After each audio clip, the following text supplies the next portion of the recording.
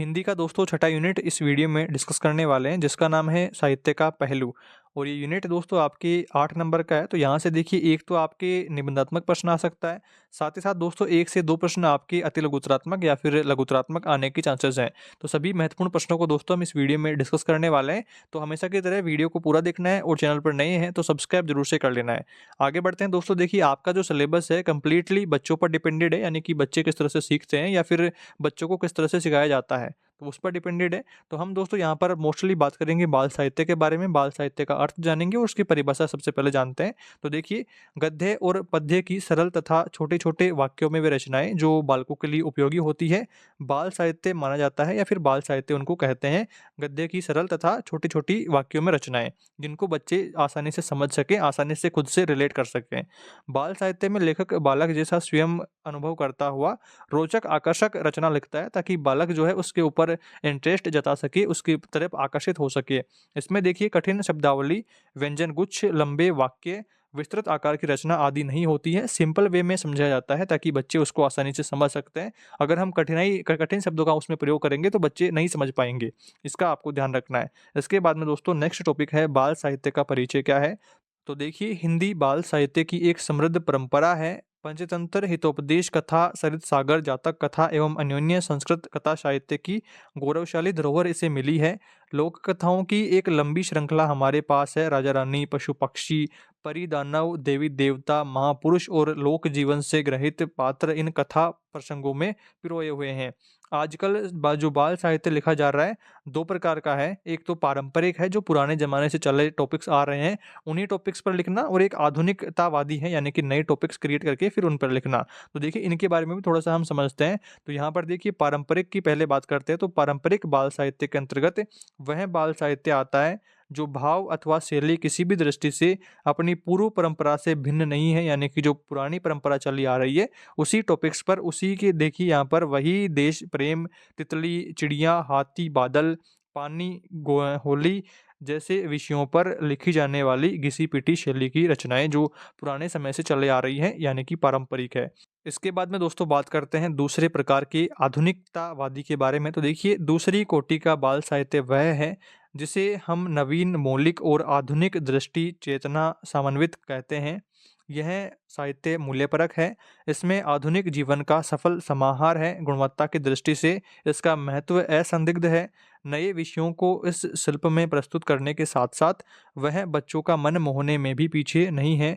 कविता, कहानी, उपन्यास, यात्रावृत्त, नाटक, जीवनी, संस्मरण आदि विविध विधाओं में यह श्रेष्ठ बाल साहित्य अपनी रश्मि राशि विकीर्ण कर रहा है। मूल्यांकन के समय यही बाल साहित्य हमारा ध्यान खींचता है और वस्तुतः ध्यानाकर्षण की अपेक्षा भी रखता है। तो ये कुछ पॉइंट्स दोस्तों आपको बाल साहित्य के बारे में ध्यान रखने हैं। इसके बाद में दोस्तों एक और इम्पोर्टेंट टॉपिक है इसी से रिलेटेड, कि बाल साहित्य की विशेषताओं के बारे में। तो देखिए, पहली विशेषता है बाल साहित्य बच्चों को संवेदनशील बनाता है। दूसरा है, बाल साहित्य में मनोरंजन और कौतूहल का होना आवश्यक है, तथा साथ ही उसमें बच्चों की कल्पनाशीलता को बढ़ाने का गुण भी होना चाहिए। और तीसरे नंबर पर है कि बाल साहित्य बच्चों की भाषा में ही लिखा जाना चाहिए। ऐसी भाषा जो उनके मन की ही अभिव्यक्ति हो, यानी कि जिसे वह आसानी से समझ सकें। इसके बाद में दोस्तों चौथा पॉइंट है, बाल साहित्य को विषय वस्तु में जीव जंतु, पशु पक्षी, राजा रानी, परिदूत आदि हों तो बच्चों में कौतूहल बना रहता है। पात्र भी उनकी उम्र के हों तो बालक उनके साथ में जल्दी से रिलेट कर पाएगा, तारतम्य बिठा सकेगा। आपने दोस्तों कई बार देखा होगा कि बच्चे जो हैं बड़ी जो मूवीज़ होती हैं उनकी बजाय में कार्टून देखने ज़्यादा पसंद करते हैं। छोटे जो कैरेक्टर्स होते हैं उनकी तरफ ज़्यादा आकर्षित रहते हैं। इसके बाद में दोस्तों बात करते हैं, अगला टॉपिक आता है आपके कि बाल साहित्य संबंधित पत्रिकाएँ कौन-कौन सी हैं। इंपॉर्टेंट देखिए, आपके 1 नंबर का प्रश्न आ सकता है कि बाल साहित्य संबंधित पत्रिकाओं के नाम बताइए। तो आपको यहाँ पर डालना है, एक है चंदा मामा, दूसरी है बाल भारती, तीसरी है चंपक और चौथा है बाल हंस। आपको देखिए इनके अलावा भी किसी के बारे में पता है तो आप कमेंट में बता सकते हैं, या फिर आप यहाँ पर ऐड कर लीजिएगा। कोई भी दिक्कत आपको नहीं होने वाली है। अगर आपको 4 पूछता है तो 4 बतानी है, 2 पूछता है तो इनमें से 2 बतानी है। इस तरह से आपको ध्यान रखना है। इसके बाद में दोस्तों बात करते हैं, अगला आपके टॉपिक आता है भाषा के विकास में बाल साहित्य की क्या भूमिका रहती है। तो इसमें देखिए, छोटे बालक अपने परिवेश में निरंतर भाषा सीखते रहते हैं। विद्यालय में वह अच्छी तरह से भाषा सीखता है, वह अपने विचारों, भावों को अपनी मातृभाषा में व्यक्त करता है।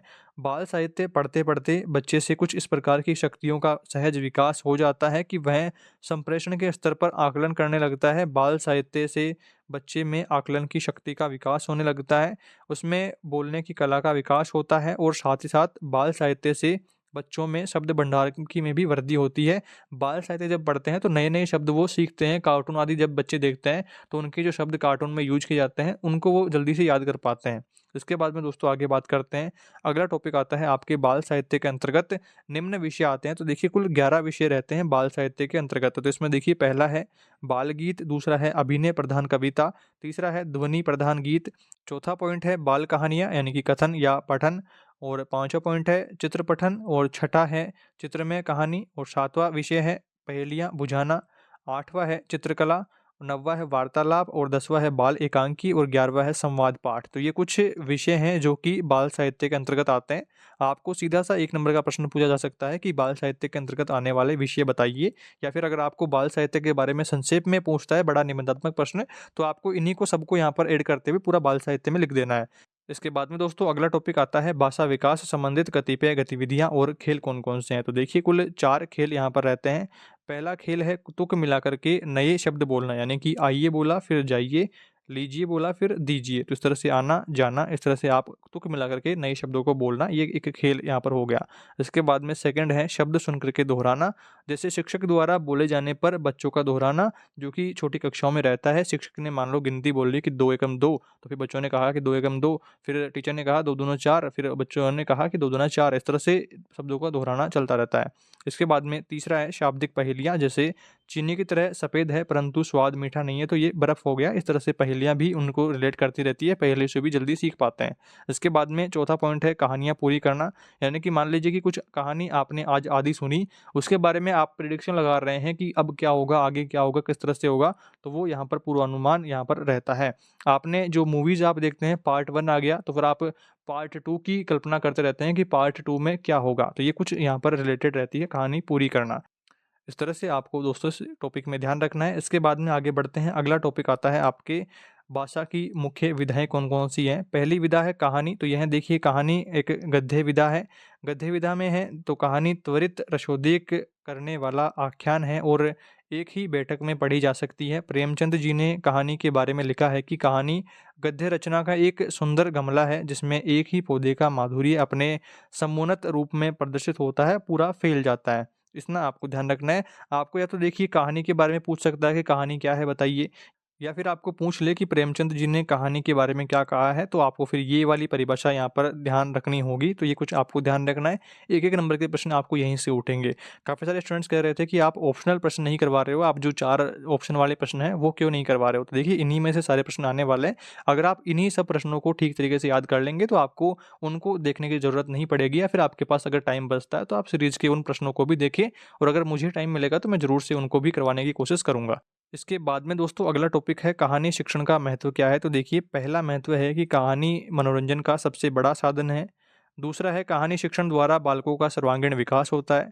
तीसरा महत्व है कि कहानी ज्ञान वृद्धि का एक साधन है। चौथा पॉइंट है कि कहानी द्वारा अर्थ ग्रहण, अभिव्यक्ति, सृजनात्मकता का विकास होता है।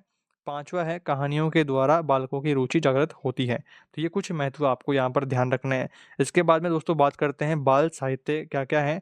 तो पत्रिका चंपक, बाल भारती, चाचा चौधरी, ये कुछ कहानियों के बाल साहित्य हैं। इसके बाद में कहानीकार कौन-कौन से हैं, महत्वपूर्ण कहानीकारों के बारे में अगर आपको पूछा जाता है, तो फिर आपको बताना है कि प्रेमचंद, बेनी प्रसाद, जयशंकर प्रसाद, हजारी प्रसाद और विष्णु भास्कर, ये कुछ महत्वपूर्ण कहानीकार हुए हैं। उसके बाद में दोस्तों बात करते हैं, अगला टॉपिक आता है आपकी कविता के बारे में। तो कविता विधा के बारे में आपको बताना है। तो बाल कल्पनाओं के विकास में शुद्ध, गतिपूर्वक, प्रभावी ढंग से उच्चारण में कविता की सर्वाधिक भूमिका रहती है।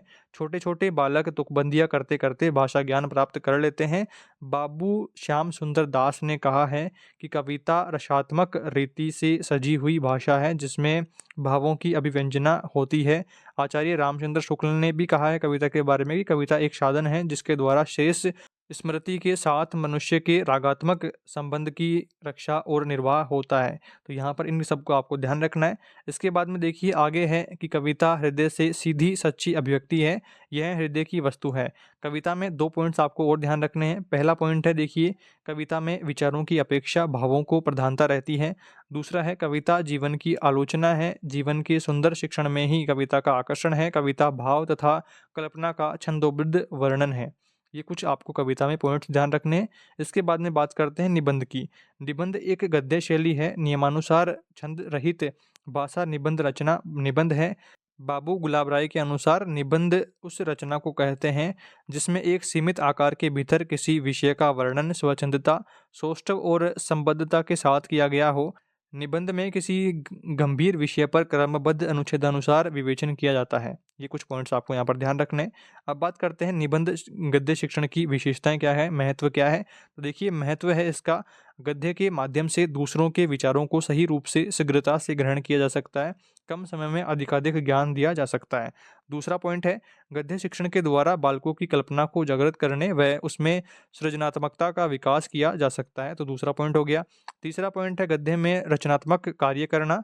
पद्य आदि भाव प्रधान रचनाओं की अपेक्षा सरल है, यह ज्ञान वृद्धि का एक सरल एवं सुग्राह्य साधन है। तो ये कुछ पॉइंट्स आपको निबंध में ध्यान रखने हैं। इसके बाद में दोस्तों बात करते हैं एकांकी क्या होती है। तो यह दृश्य काव्य है, इसकी रसानुभूति देख करके अधिक प्रभावी होती है। इसमें रंगमंच पाठ अभिनय करते हैं। एकांकी में एक स्थान की 1-2 दिन की जो घटना होती है 2-3 पात्रों द्वारा अभिनय किया जाता है।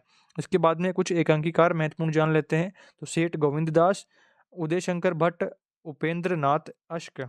तो ये कुछ एकांकीकारों के बारे में आपको जानकारी रखनी है। इसके बाद में बात करते हैं कुछ एकांकियों के बारे में। तो देखिए पहली है मालवजी फौजदार और दूसरा है मधुलिका। तो ये कुछ आपको जानकारी रखनी है एकांकी के बारे में।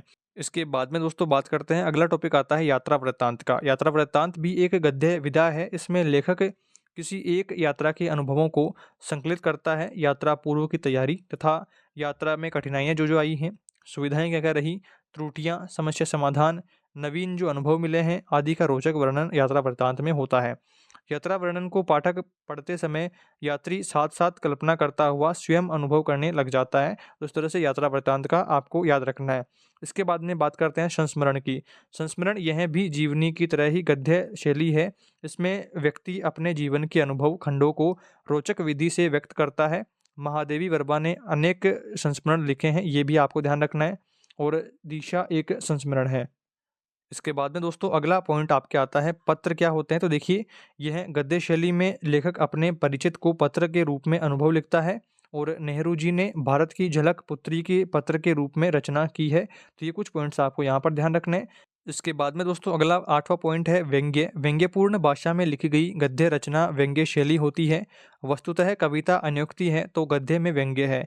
इसमें किसी अन्य को संबोधित करते हुए किसी अन्य पर घटित करते हुए लेखक इस प्रकार से कटु सत्य का वर्णन करता है कि इसमें लक्षित व्यक्ति समझ जाता है और रुष्ट भी नहीं होता है।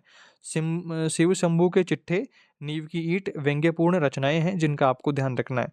इसके बाद में दोस्तों अगला टॉपिक आपके आता है कहानियों के प्रकार जान लेते हैं। हमने वहाँ पर कहानियों में वो डिस्कस नहीं किया था तो यहाँ पर कर लेते हैं। कहानियों के प्रकार अगर आपको पूछा जाता है 1 नंबर का प्रश्न आ सकता है कि कहानियाँ कितने प्रकार की होती है। तो देखिए पहला है घटना प्रधान, दूसरा है वातावरण प्रधान, तीसरा है चरित्र प्रधान और चौथा है ऐतिहासिक और पांचवा है सामाजिक और छठा है मनोवैज्ञानिक। तो ये कुछ 6 प्रकार कहानियों के रहते हैं। इसके बाद में हम निबंध की और कविता के बारे में भी जानेंगे।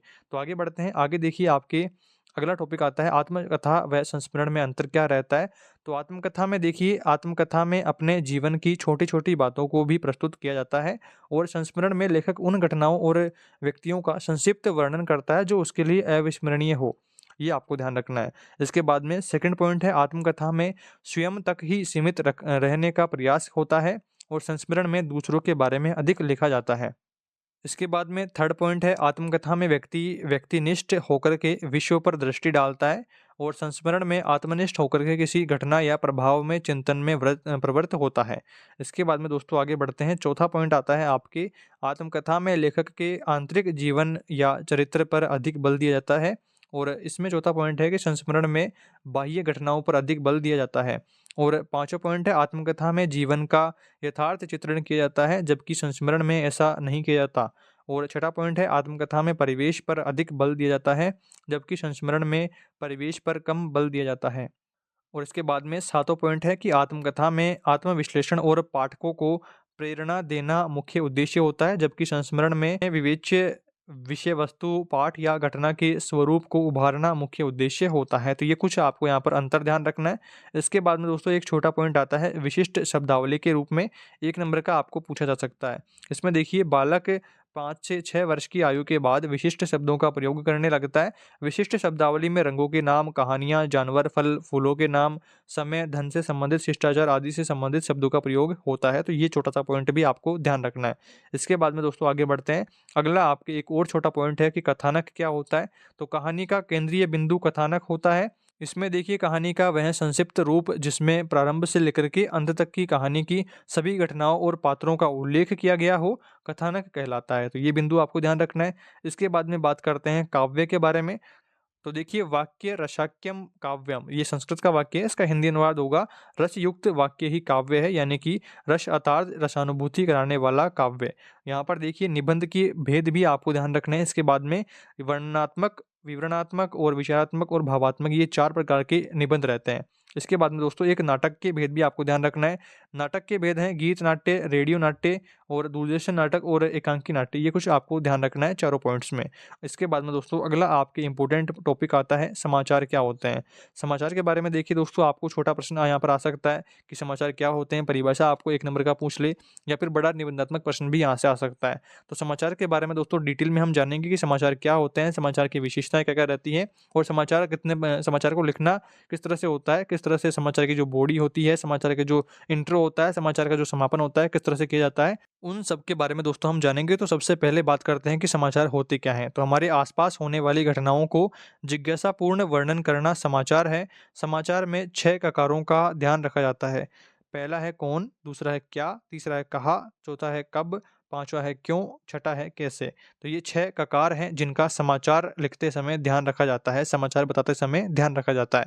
इसके बाद में दोस्तों बात करते हैं, अगला टॉपिक आता है समाचार के तत्व या समाचार की विशेषताएं क्या क्या हैं। तो देखिए पहला है नवीनता, दूसरी है विशेषता, तीसरी है व्यापक और प्रमाणिक होना चाहिए, रुचिपूर्णता, प्रभावशीलता और स्पष्ट भी होना चाहिए। तो ये कुछ प्रकार यहाँ पर, कुछ विशेषताएं यहाँ पर आपको ध्यान रखनी है। इसके बाद में दोस्तों आगे बढ़ते हैं। अगला आपके आता है प्रश्न इम्पोर्टेंट, समाचार पत्र के लिए समाचार लेखन किस प्रकार से किया जाता है, ये आपको ध्यान रखना है। कई बार परीक्षा में आया हुआ है, इस बार भी आ सकता है। इसमें देखिए समाचार पत्रों में प्रकाशित समाचार एक विशेष शैली में लिखे जाते हैं। समाचार लिखते समय 6 ककारों का ध्यान रखा जाता है, जो कि हमने अभी आपको बता दिया है। इसके बाद में देखिए किसी घटना, सूचना, समस्या अथवा विचार की सर्वाधिक महत्वपूर्ण बात का सबसे पहले पैराग्राफ में लिखा जाता है। तत्पश्चात अगले पैराग्राफ में कम महत्व की बात का उल्लेख किया जाता है। अंत में सामान्य जानकारी दी जाती है। यह सर्वाधिक लोकप्रिय, उपयोगी व मूलभूत शैली है। इसे उल्टा पिरामिड शैली कहा जाता है। अगर आपको सीधा उल्टा पिरामिड शैली क्या होती है, उसके बारे में अगर आपको प्रश्न पूछता है तो आपको यही आंसर डालना है, और अगर आपको ये पूछता है तब भी यही डालना है। समाचार लिखने की उल्टा पिरामिड विधि ही होती है। तो इसके बारे में थोड़ा-सा और जानते हैं। तो यह समाचार लेखन की सबसे सरल, उपयोगी और व्यावहारिक शैली है। चित्र में आप यहाँ पर उल्टा पिरामिड देख पा रहे हैं, जिसमें सबसे पहले क्लाइमेक्स या इंट्रो या मुखड़ा जो है समाचार का लिखा जाता है। उसके बाद में पूरा समाचार का बॉडी, समाचार का विवरण लिखा जाता है। उसके बाद में समापन या अंत किया जाता है।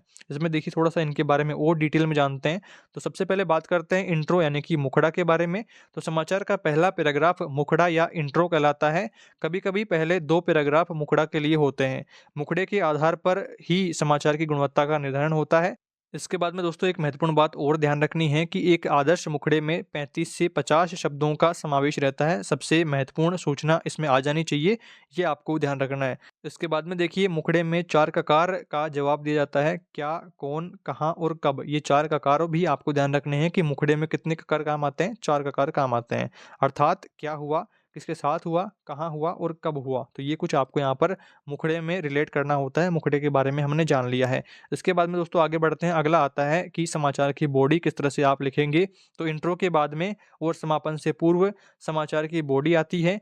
इसमें मुखड़े में उल्लिखित तथ्यों का विवरण, उनके व्याख्या और विशेषण आदि पर जोर दिया जाता है। इसमें महत्व के अनुसार घटते हुए क्रम में सूचनाएँ और ब्यौरा होता है। बॉडी का समाचार क्यों और कैसे 2 ककारों के आधार पर किया जाता है। पहले हमने 4 देख लिए हैं आपकी इंट्रो में और 2 यहाँ पर हो गए हैं, तो कुल 6 ककार यहाँ पर हो गए हैं। इसके बाद में दोस्तों बात करते हैं समापन की।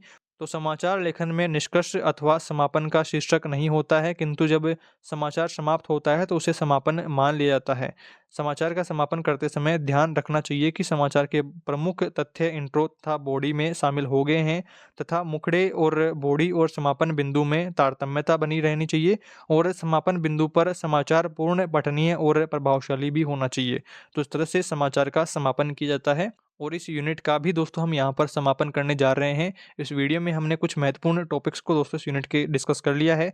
आई होप आपको ठीक तरीके से सारे टॉपिक्स समझ में आ गए होंगे।